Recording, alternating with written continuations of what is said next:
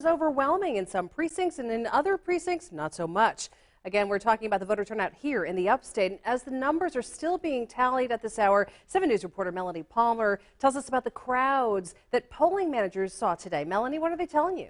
Yeah, Amy, you said it right. Some precincts in Greenville County were seeing a steady flow of voters for a lot of the day. However, the last time we checked in with the Director of Elections and Voting Registration in Spartanburg County, the numbers were on the low side.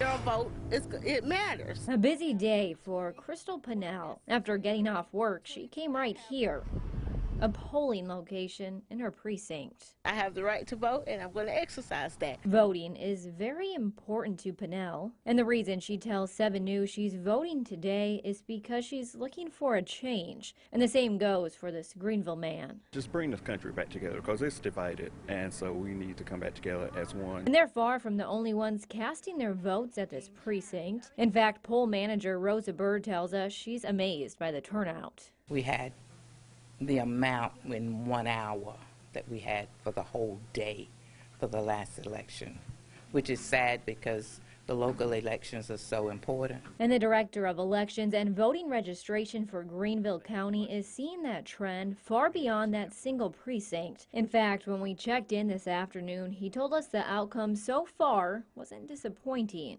Across county lines in Spartanburg, Henry Lay with voter registration there told us before polls closed, the numbers for most of the day were across the board, with some precincts showing a low turnout.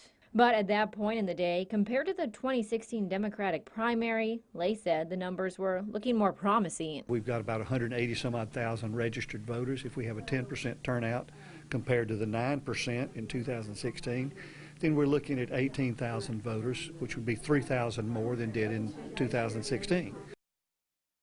Now, for the most part, in both upstate counties, official told us everything sailed along fairly smoothly. In Greenville County, a poll manager did tell us they had some minor issues like a change up in some polling locations. And in Spartanburg County, they dealt with a couple machine issues that they say were quickly fixed. Live in the Spartanburg studio, Melanie Palmer, 7 News. All right, Melanie, thank you for that.